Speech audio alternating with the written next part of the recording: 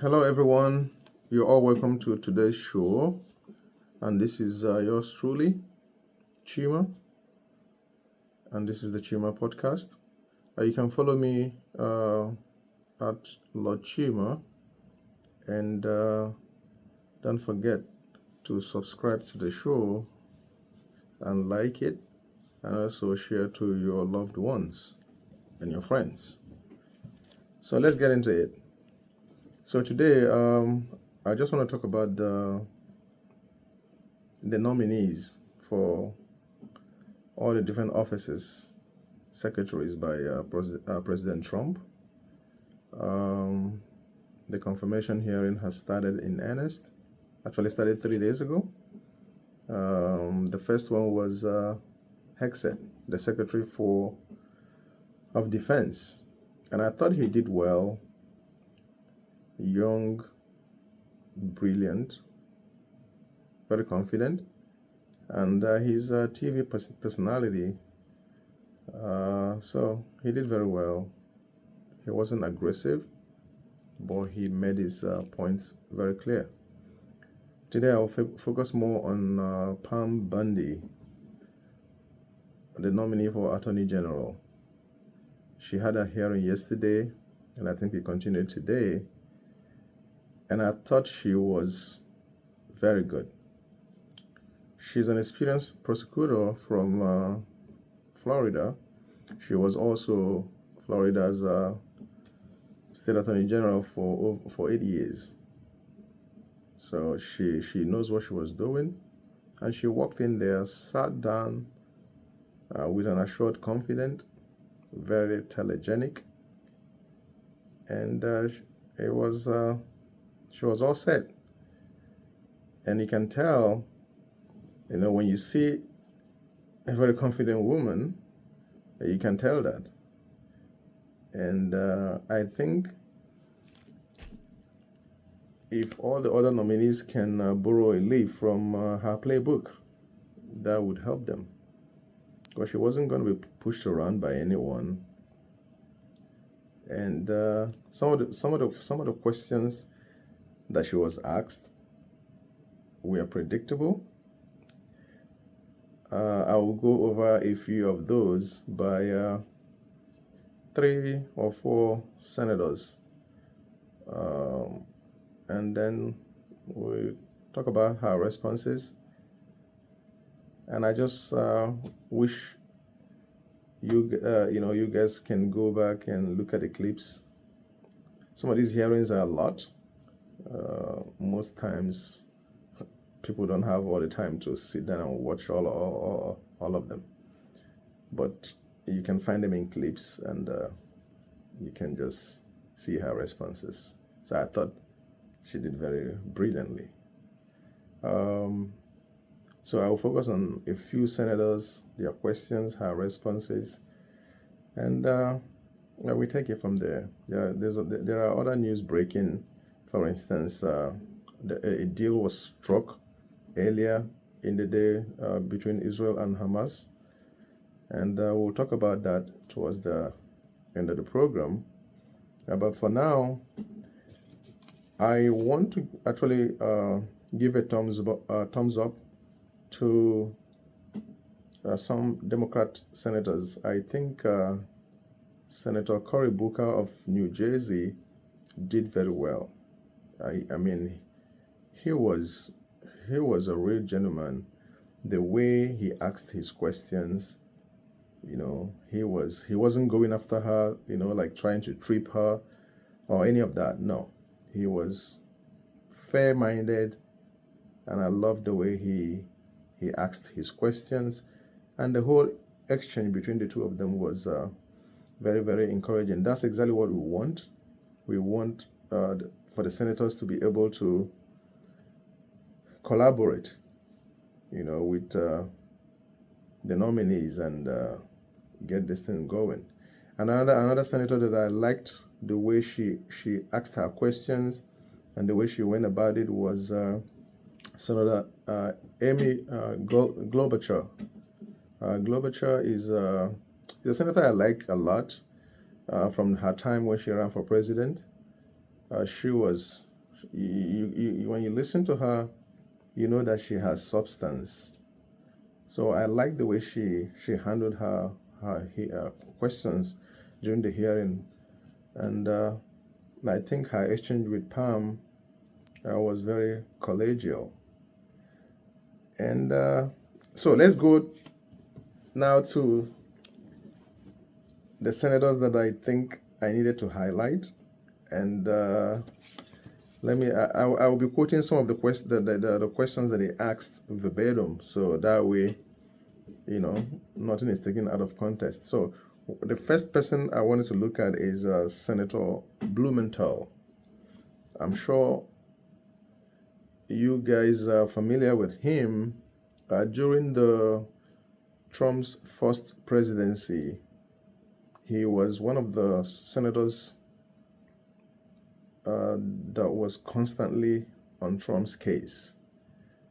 And each time he speaks, you think Trump will be in jail the next day. So Blumenthal came, to the hearing, and his first question was, let me quote exactly what he said. He said, and I quote, "Can you say no to the President of the United States when he asks you to do something unethical or illegal?" That was his question. And to be honest with you, some of these kind of questions are expected. So that was why I thought he could have gone or done it in a different way. So he put it out there, and Pam was very effective in the way she answered it. And I will paraphrase her answer, and she went about saying, "I will not sit here and say what you need me to say in order to be confirmed." And I thought that was very good. And once she said that, he quickly moved on to another question. That was also very telling. He didn't push back. He didn't follow up, It was like saying that she knew. She spoke like she already knew that she had this in the bag. She was speaking like someone very assured, someone who said in her heart that I have probably 54 or 55 senators that will be voting yes. So why should I sit here and be pushed around? So the way she came across, she was very forward-looking, very assured, and she knew how to push back without being condescending or insulting. She pushed back very effectively.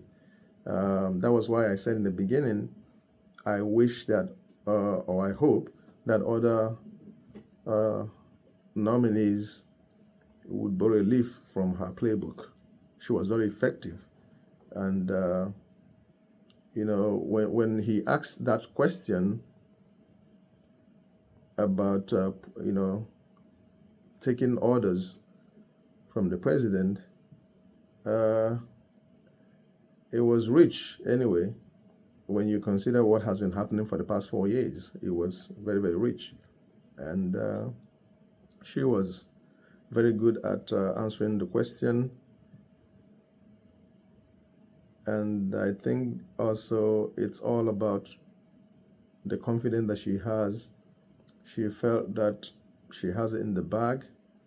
And it sends a signal to even the Republicans. So for any Republican senator who maybe was hoping to vote no, they should know also that the MAGA train is in charge, is moving, and they are likely going to be primaried if anyone tries to vote against this nominee. Because if you look at it from her, even from her resume, she's very qualified, very experienced. So it's not like what happened to Matt Gaetz. From the get-go, they went after him even before the lines were drawn. So she doesn't have those baggage, and a lot of people came testifying on her behalf. Uh, Even people that were Democrats came to testify who had worked with her, how she reached out across the aisle. So I thought that was very rich. Let me talk about another senator. This is Senator Whitehouse. And he started by quoting a Soviet era cliche of, find me a man and I'll find you the crime, and he said the prosecutor's job is to find a crime and then match it up with a man or someone. I'm just paraphrasing. So, and once he says that, it was a classical act of projection. And Pam Bondi's response was also very brilliant, very effective. And she was saying something to the effect of, that's what has happened to President Trump, and that there will not be lawfare when she is the Attorney General. And this lawfare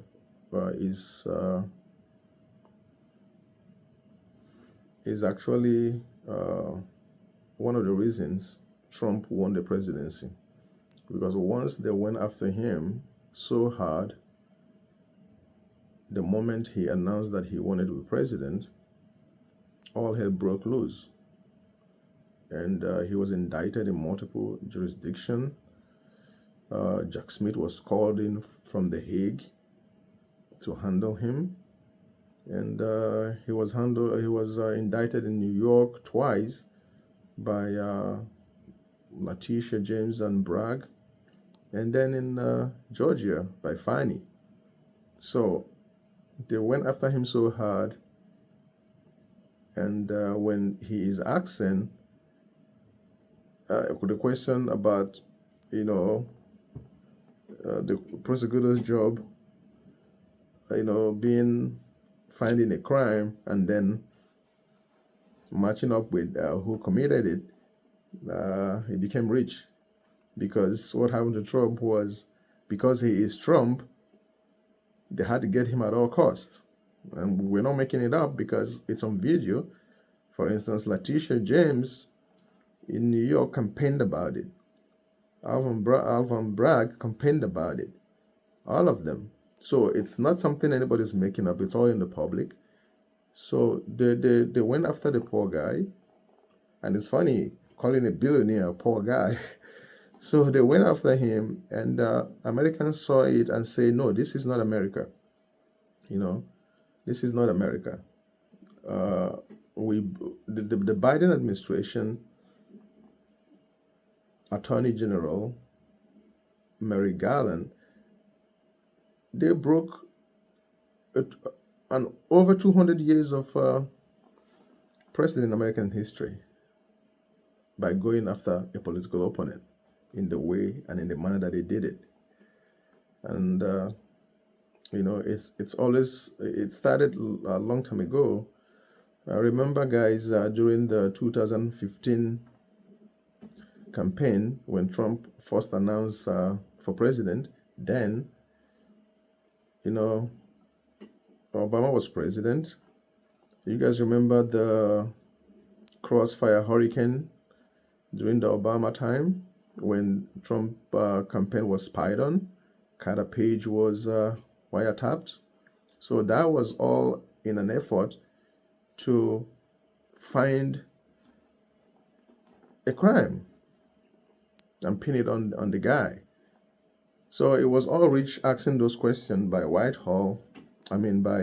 House, and I thought Pam handled it very well, by invoking the lawfare that happened just before the last presidential election. That was very good. Biden actually took everything to the whole new level, So she talked about weaponizing the Justice Department under Mary Garland. She talked about how they went after Trump very aggressively, and that was very effective. And once she pushed back that way, there was just nothing else to say. Absolutely nothing else to say. So the next senator I would like to highlight also is, let me not mispronounce her name. She is from Hawaii, Mazie Hirono. And she was the one that asked Pam Bondi if Trump asked her to prosecute his potential political opponents, if she would obey him, you know. And Bondi was quick to shut her down by also invoking the lawfare, and said there would be no lawfare in her office as Attorney General. And it's all about projection, guys. What they're trying to do to Pam Bondi as the new AG is to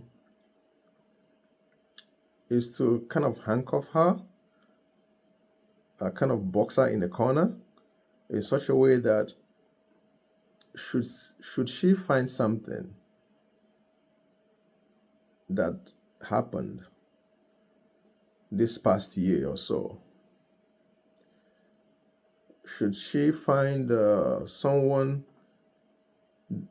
maybe in the process of going after President Trump, they crossed the line or they broke the law, they want to make it impossible for her to have the courage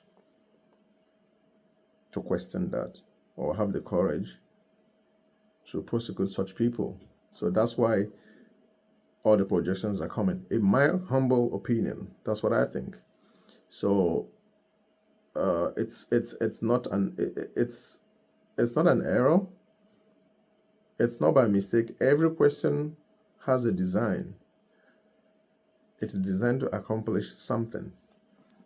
So that's why they were asking such questions, projecting onto her what has already been done by our present AG.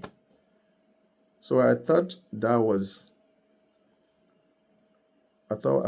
very rich.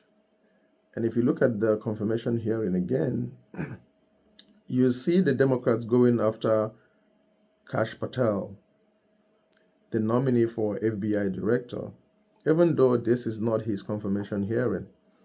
So a few of them asked a question relating to Kash, and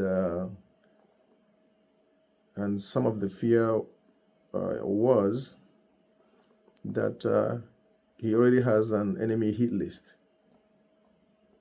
And I like the way she responded to those questions or such insinuation. And at the same time, the fear has been, because if you listen to certain circles, you find out that when it comes to Kash Patel, the fear has been that he's radical. He's very smart, very intelligent guy. He reminds me of Vivek, but an older version of Vivek,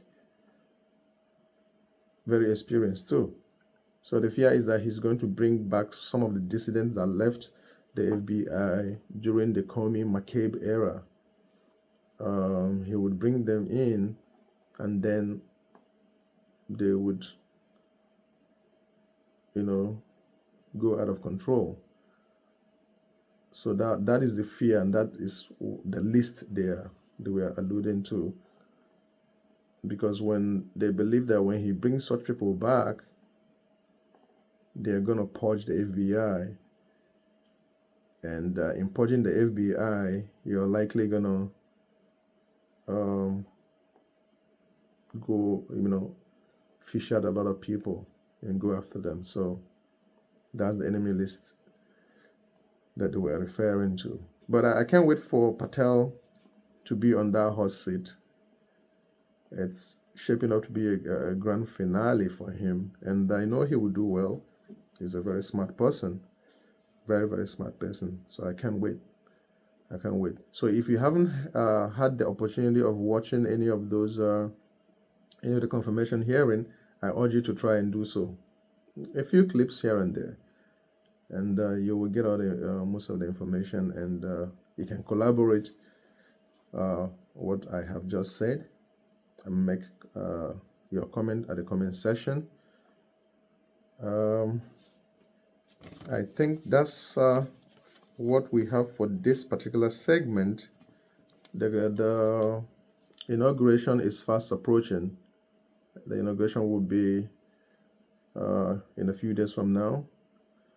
Remember in my first video, I mentioned that I was going to make do a video or a podcast on why Trump actually won this election, why we are where we are today.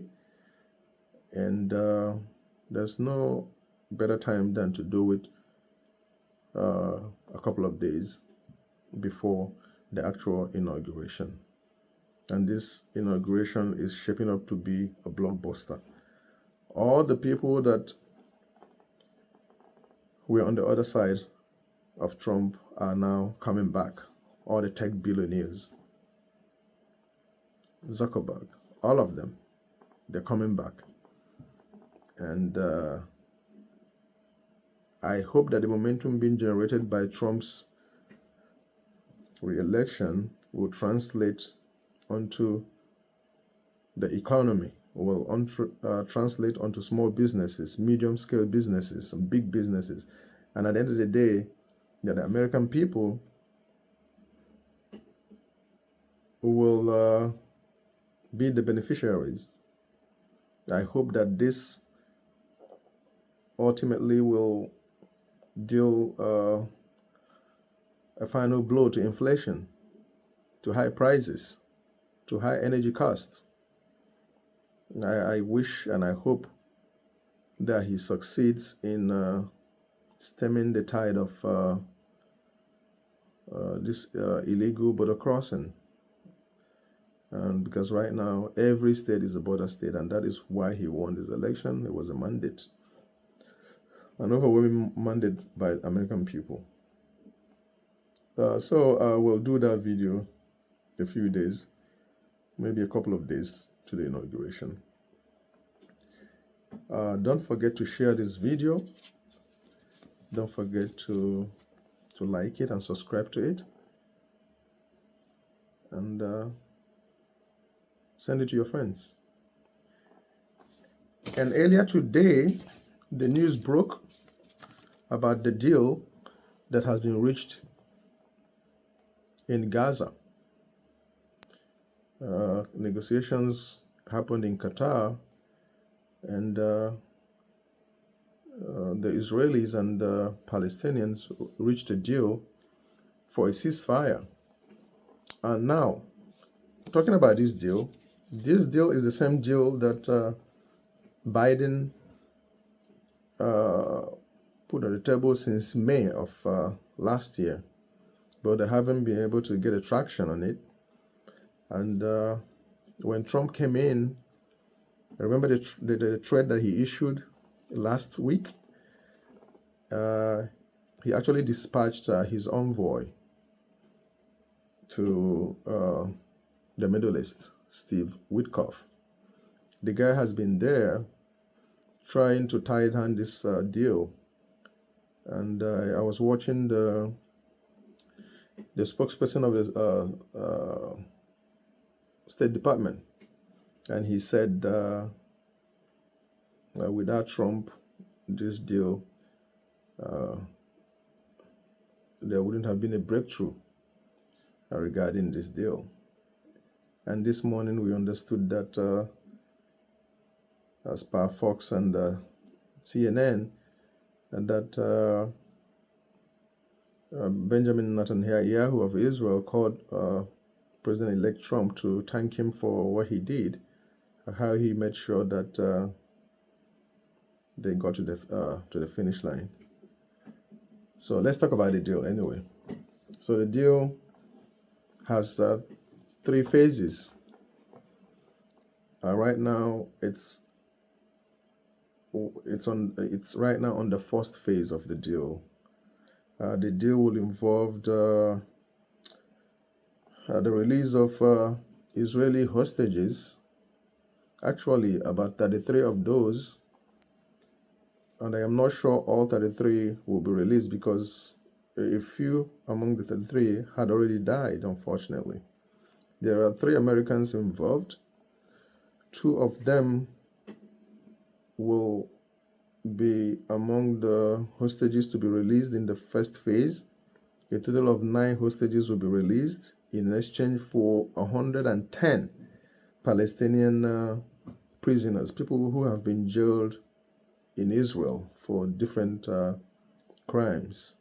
Actually, at the end of the day, hundreds of Palestinians will be released in this deal. And some people would ask why a lot of Palestinians are being released and in exchange for very few prisoners. Very few people who have been hijacked or kidnapped. Well, that's the way the deal is, but it's in phases. One other aspect of the deal is the opening of the Rafah crossing. That crossing would enable aids to come in even from the back end to Gaza from Egypt. And the sole reason for that also in the deal was for there are 50 Hamas fighters and Islamic Jihad fighters who were injured and need urgent medical attention. So they will be able to get the needed help through the through the Rafah crossing. So that's the structure of the deal. And while hours after that, the news also broke that Benjamin Netanyahu wasn't going to sign the deal because there was a lot of opposition within his own party. The right-wing coalition of his party were threatening to pull out of the coalition if he went ahead to sign it. They felt that he gave away a lot. And on the other hand, even the finance minister was threatening to resign. But if you look at people in Israel, they just want the hostages to come back. They just want the hostages to come back. And in Gaza, there was a lot of jubilation. They were tired of the deaths. They're tired of killing. They want this thing to end. And while I was listening to one of the mainstream media, it was the reporter was saying that talking about the role of President Trump in getting this deal to the finish line, and he made a remark that was quite telling in saying that Trump told Benjamin Netanyahu straight to his face to end this war, that I want this war ended by the 20th. And the